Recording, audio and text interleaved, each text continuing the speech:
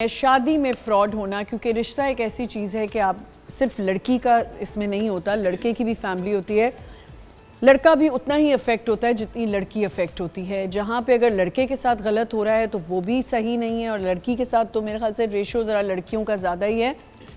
अभी रिसेंटली मेरी बहन के फैमिली फ्रेंड्स हैं और उनके साथ ये हुआ कि पूरी शादी तैयार हो गई, सब कुछ हो गया, दे लिव अब्रॉड, तो वहाँ से उन्होंने आना था और शादी प्रॉपर तरीके से बड़ा ख़र्चा करके लहंगे और हर चीज़ हो गई। अब वो सारे टिकट्स करवा के यहाँ पहुँच गए।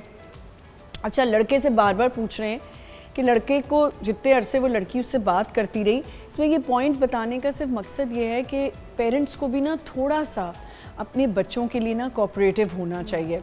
हमारे यहाँ पता है क्या होने लग गया है, लड़की का रिश्ता हो गया, अब ये डर पड़ा रहता है कि यार ये रिश्ता टूट ना जाए, तो बस कोई बात नहीं तुम। अब वो लड़की बताती रही कि मुझे कुछ सही नहीं लग रहा इस लड़के में। She kept telling her parents कि मुझे ना प्रॉब्लम लग रही है, मुझे प्रॉब्लम लग रही है, बात सही नहीं करता, जब मैं इससे काम की कोई बात करती हूँ तो ये इधर उधर बात घुमा देता है।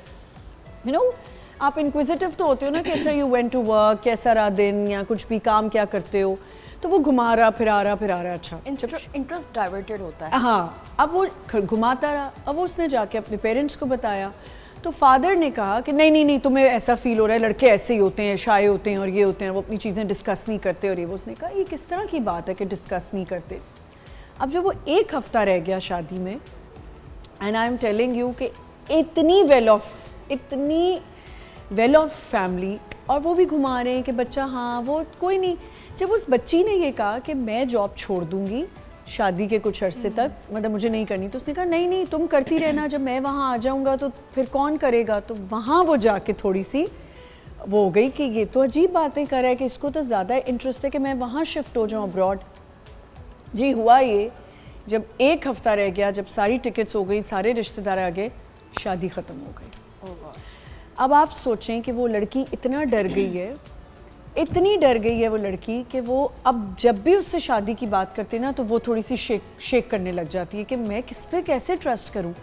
ये सारी बातें आप कह रही हैं 2003 से आपका जो ऑर्गेनाइजेशन है, ये वजह है कि लोग ऑर्गेनाइजेशन, और उन्होंने ऑर्गेनाइजेशन के थ्रू ही किया किसी, तो ये भी बड़ी प्रॉब्लम है ना मुस्कान। आमना, हमारे कोई ऑर्गेनाइजेशन इस टाइम मैट्रिमोनियल काम नहीं करी, सारे मैरिज ब्यूरो हैं और मैच मेकर्स काम करें, ठीक है। वन एंड ओनली शादी ऑर्गेनाइजेशन पाकिस्तान काम कर रही है, जो कि प्रॉपर वे में कर रही है। अभी मैं आपको बता रही थी, यही काउंसलिंग हम लोग जो प्री और पोस्ट मैरिटल काउंसलिंग हम लोग प्रोवाइड करते हैं, तो हमारे प्राइम लोकेशंस पर ऑफिसेस हैं, नॉर्थ में, गुलशन में, DHA में, सारी प्राइम लोकेशंस पर हैं।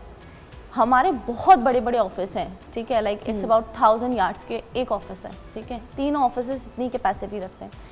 हम उसके अंदर लोगों को 200 लड़कियों को बुलाकर प्री और पोस्ट मैरिटल काउंसलिंग प्रोवाइड करते हैं, सिर्फ इस रीज़न के बिहाफ पे कि जब आती हैं बच्चियां अपनी पेरेंट्स के साथ तो उनको गाइड करते हैं कि भाई अगर आपको कोई बंदा बता रही है, बच्ची बता रही है या बेटा बता रहा है, उस चीज़ को अंडरस्टैंड भी करें। आप क्या होता है यार, अब तो शादी हो गई यार, मंगनी हो गई, सारे घर वालों ने आके देख लिया, पूरे खानदान आके देख लिया, अब तो कुछ भी नहीं हो सकता। मतलब वो इन्वेस्टमेंट जो आपने करी 3-4 लाख रुपए की मंगनी के ऊपर, उसको सेव करने के लिए बच्चे और बच्ची पूरी आप जिंदगी को दाव पे लगा दें। लोग नाक की इशू ले आते हैं कि भाई हमारी इज्जत चली जाएगी। हाँ, ऐसा भी होता है। मेरी एक फ्रेंड है, उसके साथ इसी तरह कुछ हुआ था। उसने एक लड़के से, वो बाहर रहता था, अमेरिका में होता था, उससे उनकी कोई ऑनलाइन आई थिंक किसी ऐप पर ही उनकी बातचीत जो बन गई है। बिल्कुल नहीं, एक है रिश्ता.com समथिंग, वो भी बहुत आजकल फ्रॉड चल रहा है, क्योंकि वो भी बहुत स्कैम है लिटरली।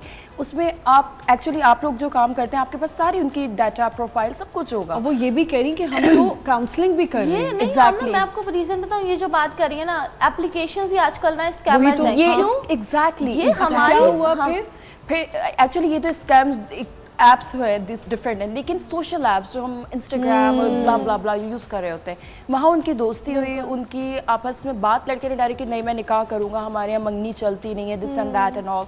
उनकी कुछ 6-7 महीने की दोस्ती थी, वो लड़का पाकिस्तान आया, एंगेजमेंट, निकाह हुआ। उनकी जो क्लोज फैमिली थी, उन्होंने उनको बुलाया है। फिर लड़की से वो लड़का पहले डिफरेंट टॉपिक था, उसको ये कहने लग गया कि ना तुम मुझसे ना मैं तुम्हें स्पाउस वीज़ा करूँगा, जो भी होगा एक्सपेंस तुम खुद उठाना इस चीज़ का। अच्छा। ठीक है, यहाँ से बात शुरू हुई। देन उसके बाद चेंज टॉपिक हुआ कि तुम्हें मेरी माँ के पास रहना पड़ेगा यहीं पे पाकिस्तान में, मैं बाहर रहूँगा।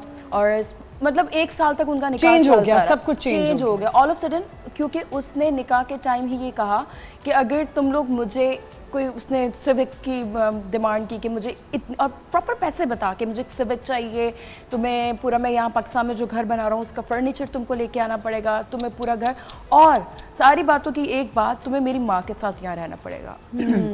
शी वॉज लाइक कि चलो ठीक है, माँ के साथ रहना बुरी बात नहीं है।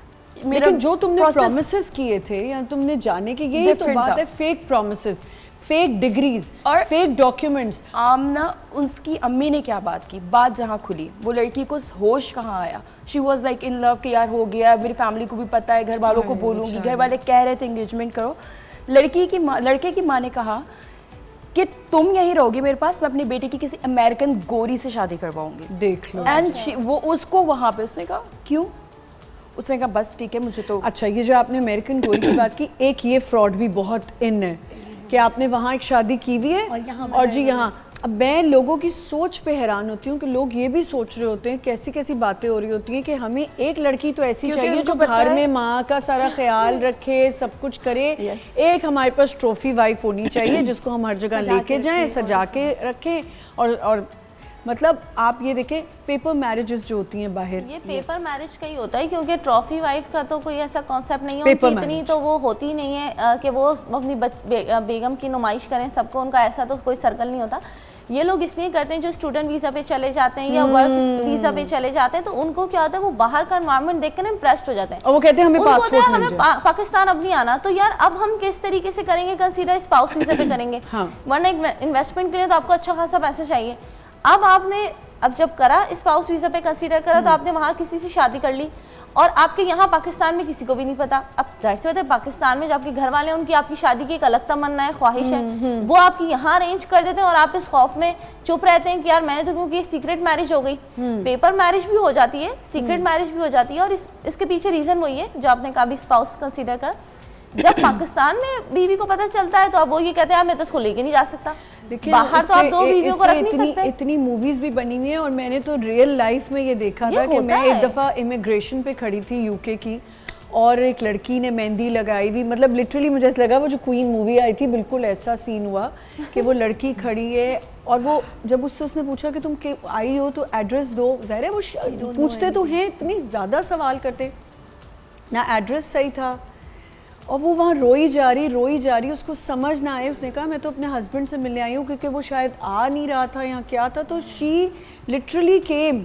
और उसको उसने कहा कि तुम रहोगी कहाँ, तुम्हारे पास तो ना होटल बुकिंग है, ना तुम्हारे पास वो एड्रेस सही नहीं है, कुछ नहीं, क्योंकि उनको शक तो हो जाता है। एंड वो मतलब मैं अपनी तो इमिग्रेशन ही भूल गई, मुझे तो ये टेंशन शुरू हो गई कि इसका बनेगा क्या।